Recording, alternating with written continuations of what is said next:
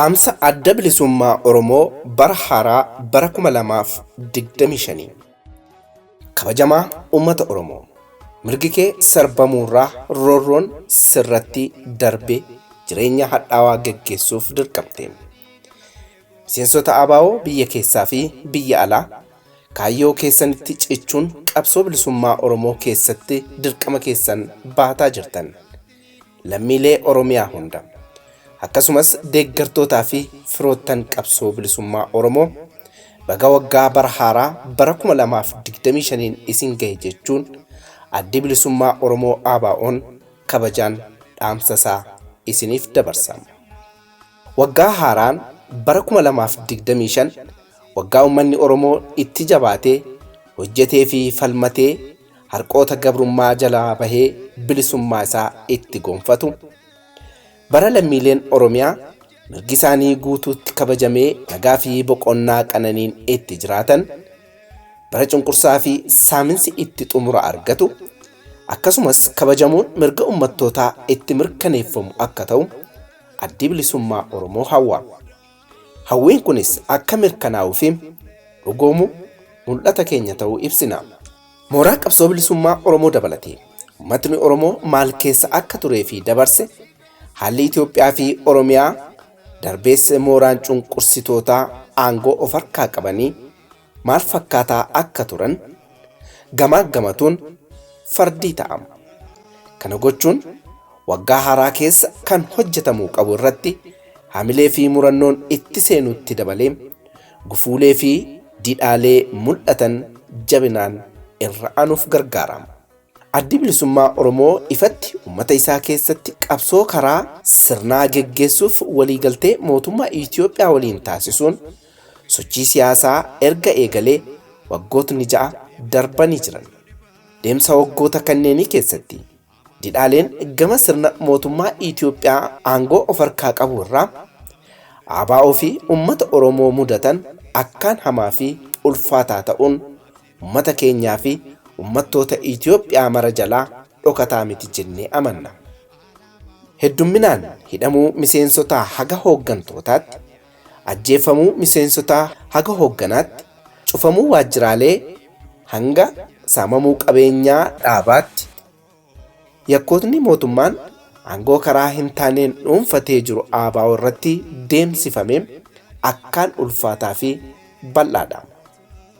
Akkuma waggoottan darban bara xumurre 2024 keessa mootummaan sochii siyaasaa ABO'n karaa sirnaa geggeessuuf wareegama ol'aanaa haga lubbuu kennuutti itti kaffalaa jiru gufachiisuuf, moggaatti dhiibuu fi tapha siyaasaan ala gochuuf duullii fi shirri irratti hin geggeeffamne hin jiru.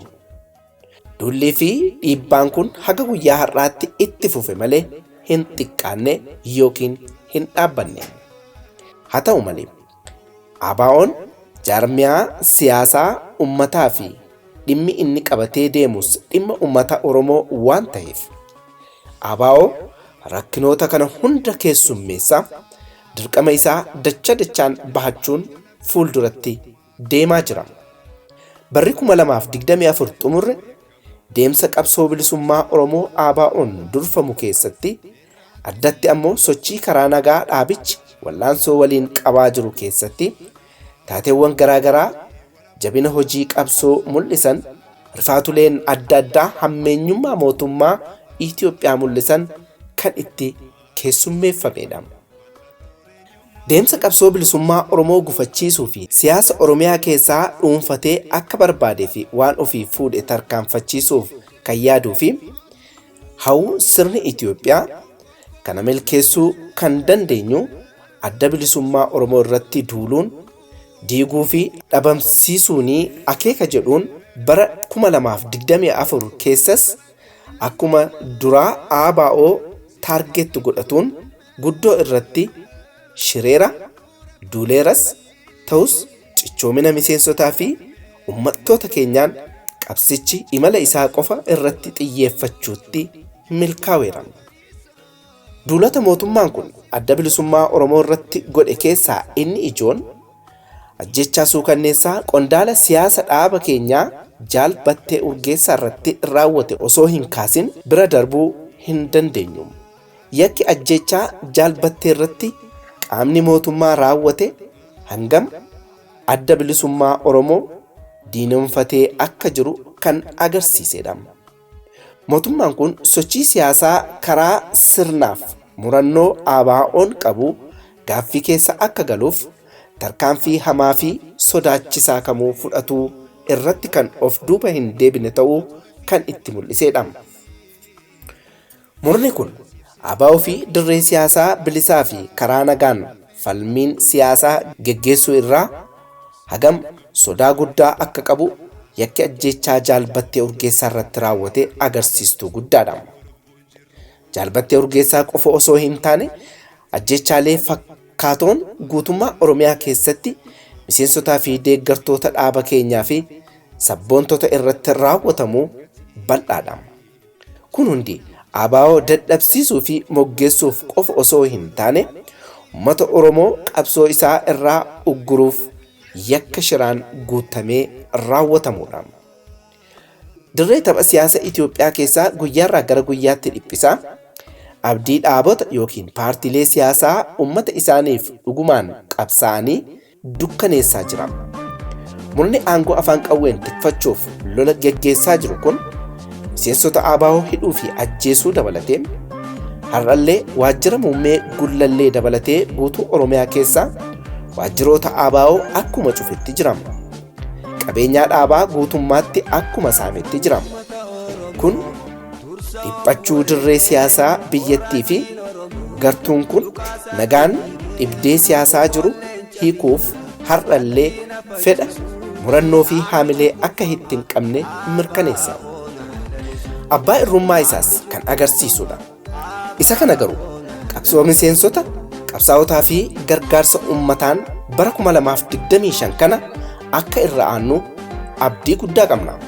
Hidhamuu fi ajjeefamuu, dorsisii fi ariisaan jiraatan illee didhaalee fi dhiibbaan kamuu mudatanis ABO'n tooftaa qabsoo obsaa fi murannoo barootaaf kuufatetti amanuudhaan rakkoo qabsoo fi hojii keenyaan irra aannaa kan jedhu dhaadannoo qabsoon waan masakamuuf haala jiru keessatti hojii qabsoo itti fufeera. Caasaalee dhaabaa keessaa fi alatti hojii qabsoo jajjabeessuun, hojii ijaarsaa babal'isuun, dabballoota barsiisuu, qaruu, barnoota haala yeroo irratti hundaa'anii fi wanneen qabsootti rarra'an adda addaa kennuun sagantaa siyaasaa akeekaa fi kaayyoo isaa tarkaanfachiisuuf ejjennoo hin daddaaqamneen bara kana keessa sochii hin tuffatamne godhee jira. Bara 2025 keessa hojii qabsoo fi dhimma jaarmaa irratti jabinaan kan hojjetu ta'uun hin falmisiisu. Dhimmootni dantaa sabaa Oromoo fi lammiilee Oromoo ilaalanis waltajjii garaagaraa irratti akkasumas caasaa fi mala adda addaa qabuun tiksuu, sagalee tahuu, hammeenya irratti dalagamuu addunyaan gahuu irratti guddoo hojjetamee jira. Kunis dachaan irratti hojjetama. Nagaa dhabuun dararaa fi rakkinni uummata kanaa xumura akka argatu humna guutuun hojjetama. Uummanni Oromoo jaarraa tokkoo fi walakkaa oliif harqoota gabrummaa irratti fe'ameen miidhaan dorgomaa hin qabnee fi hacuuccaan dhala namaaf hin malle irra gahee jira.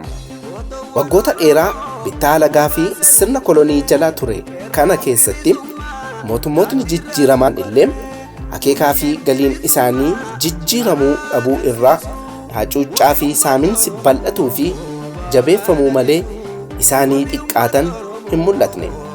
Maqootni sirnaa hawatoo ta'an moggaafaman illee summii dammaan makame kan ittiin akeeka qaban golgatan ta'uu irra darbee ummattoota hin fayyadne. Kan bara bittaa mootummaa ammaa immoo daran hammaataa kan ummata Oromoo akka sabaatti salphisee fi duula bifa hundaa irratti geggeessedha. Goolissitoonni maqaa adda addaa moggaafatan kan akka faannoo qaama mootummaa fi murnoota dantaa Itoophiyaa tiksan jedhaniin Oromiyaa keessattii fi Oromiyaan alatti ijaaramanii fi hidhatanii daangaalee Oromiyaa cabsuun Uummata Oromoo kan weeraran, jumlaan kan ajjeesan, morma kan muran, kumoota dhibbaan kan buqqisan, qabeenyaa kan saaman, lafa isaa kan harkaa fudhatan bara bittaa mootummaa Itoophiyaa ammaa kanaati. Humna goolessaa kanaanis sochiin qabsoo bilisummaa Oromoo fi waraana bilisummaa Oromoo dura dhaabuuf akka meeshaatti itti gargaaramuuf, darbees qabeenya Oromoo saamuu fi danda'amu lafa Oromoo irraa muratanii dhuunfatuuf jalqaba irraa kaasee kan ijaare, hidhachiisee fi bobbaase qaama mootummaa Itoophiyaa fi dantaa Itoophiyaa tiksina warra jedhani. Sochiin humna goolessaa faannoo Oromiyaa keessa mul'atu quba qabeenya caasaa mootummaa ala ta'a amantaa jedhu hin qabnu. Kanaafis ragaan lafa irraa ifaan deddeebi'ee arginee jirra. Kanarraa uummanni keenya jaarraa ammaa kana keessa haala kanaan dura argee hin beekne keessatti kufee akka jireenya gadadoo fi salphinaa jiraatu taasisamee jira. Duula hunda hammataa bulchiinsa mootummaa jalatti irratti banamee jiru kanaanis uummanni keenya kumaatamaan ajjeefameera, hidhameera, miliyoonotaan qe'ee fi qabeenyaa isaarraa buqqifamee dirree irratti facaafameera. Bu'aan mootummaan jijjiiramaa jedhamu irraa uummatni Oromoo argate isa kana qofaadha. Salphinii fi dararamni kun bara 2025tti fufuu akka hin qabne amantaa adda bilisummaa Oromooti. Uummanni keenyas kan ofitti fudhatuun salphina kanatti xumura gochuuf waliin akka hojjennu waamicha keenya dabarsina. ABO rakkina walxaxaa Itoophiyaan qabduu fi aadaa siyaasa biyya kanaa maraan martoo keessa jiru kana uummata Oromoo fi uummattoota kaanis bara baraan lolaan nageenya dhabsiisee jiru tilmaama keessa galchuun uummanni Oromoo fi lammiileen Oromiyaa furmaata buqqaasaa argatuu qabuutti amanna. Mootummaa ce'umsa biyyoolessa Oromiyaa akka furmaataatti labsuun ni yaadatama. Labsii kana ofitti fudhatuun kanneen socho'an sochii jajjabeessaa godhaniin hojiin abdachiisaa fi hawwii uummata kanaaf abdii kennan guddoo hojjetamanii jiran. Addi bilisummaa Oromoo kun milkaa'uu qaba jedhee gadi jabeessee itti amana. Kanaaf uummanni keenyaa fi lammiileen Oromiyaa dhimma kana milkeessuuf akka socho'an waamicha godhama. Akka milkaa'uu fi dhugoomus amana. Akka waliigalaatti biyyattiin rakkinoota ulfaatoo fi walxaxaa adda addaatiin hudhamtee uummattootni gidiraa fi dhiphuu arganii hin beekne keessatti kufanii jiraachuun ifaadha. Karaa siyaasaa, lolaa, dinagdee fi hawaasummaan kufaatiin jiru haalaan uummataaf sodaachisaadha. Dinagdeen kufuun hammaachuu fi babal'atuun qaala'insa jireenyaa lubbuun jiraachuu lammiilee gaaffii keessa galchee jira. Uummata Oromoo fi lammiilee Oromiyaaf furmaatni harka isaanii jira jedhee amana addi bilisummaa Oromoo. Furmaata ABO'n lafa kaawee ofitti fudhatanii qaama furmaataa ta'uun dirqama lammummaa waan ta'eef mootummaa ce'umsa biyyoolessa Oromiyaa dhugoomsuu irratti akka hojjetnu gadi jabeessinee hubachiifna. Addatti uummanni Oromoo roorroo fi gidiraa darbes nagaa dhabuu nu irra gahaa jiruuf tokkummaa fi dandeettii akka sabaatti qabnu walitti qindeessinee hojjechuun biyya keenya irratti nagaan jiraachuuf akka sochoonu irra deebinee hubachiifna. Maa irratti miseensonni ABO keessaa fi alatti argamtan kanneen haalota rakkisoo fi didhaalee adda addaa keessatti kaayyoo heeraa fi seera dhaabaa keessanii fi amanamaa ta'uun waan ittiin waadaa seentan irraa osoo hin maqin haga har'aatti jabaattanii dhaabbattan jireenya dhaabaa fi itti fufiinsa hojii isaaf wabii taatanii jirtan jabinaa fi cichoomina mul'iftan irraa dhaabbatuun isa itti aanutti ammoo daran jabaattanii hojii qabsoo itti fufuuf akka of qopheessitan hiree kanaan addi bilisummaa Oromoo dhaamsa dabarsa. Barri haaraan barri 2025 bara nagaa, bara milkii kan injifannoo, bara ajjeechaan, hidhaan, saaminsi, buqqaatiin, gidiraa fi roorroon bo'ichi haadha Oromoo salphinni maanguddoota furmaata maayee argatu akka waliigalaatti bara cunqursaa fi gidiraan itti dhaabbatee mirgii fi bilisummaan keenya mirkaneeffannee Oromiyaa biyyaa fi qe'ee keenya irraa nagaan itti jiraannu akka nu ta'u adda bilisummaa Oromoo hawwii isaa irra deebiin dabarsaam. Injifannoo uummata bal'aaf adda bilisummaa Oromoo muddee 31 bara 2024 Finfinnee.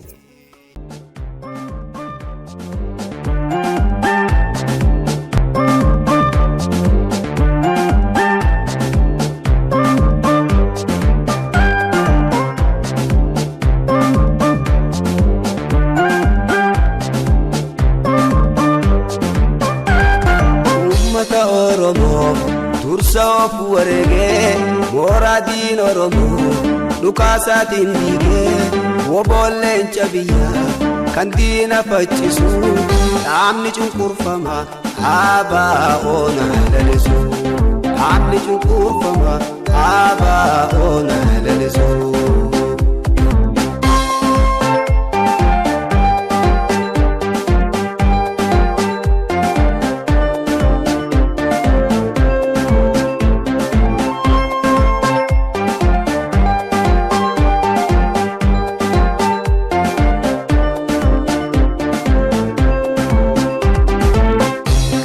Babiyumma Oromoon gaafate rasaasni wayyaane maaliif deebii taate garbummaan akkasii Oromoof hin malle dhiigaan ba'uuf jira ABO'n of kolee dhiigaan ba'uuf jira ABO'n of kolee mirgaan galuuf jira ABO'n of kolee mirgaan galuuf jira ABO'n of kolee.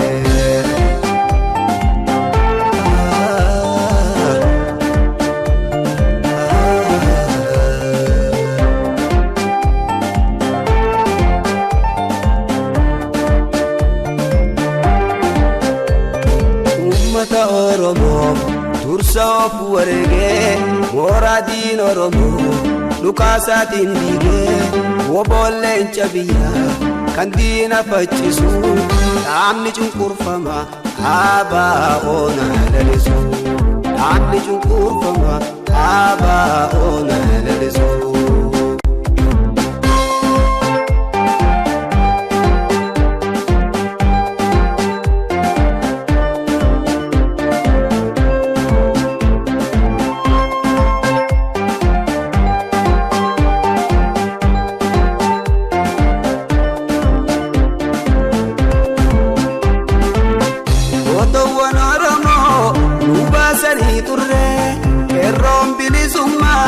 Daandiirraa singorree urjiin bilisummaa karaa agarsiisu wabii uummata Oromoo ABO na lalisu wabii uummata Oromoo ABO na lalisu wabii uummata Oromoo ABO na lalisu wabii uummata Oromoo ABO na lalisu.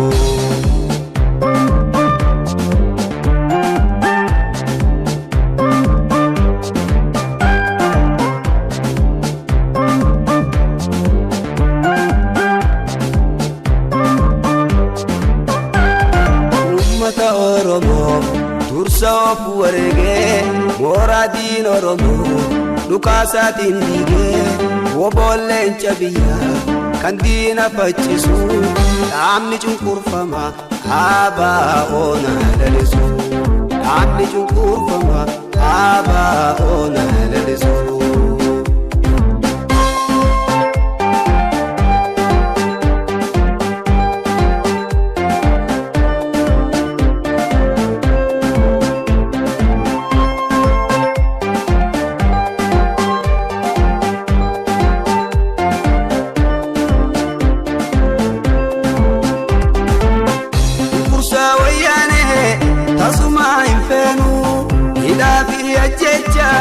Hamileen kutannu hangam cunqurfamnu himoona himmamnu irree ABO'tii himoona hin shakkinu irree ABO'tii himoona hin shakkinu irree ABO'tii himoona hin shakkinu.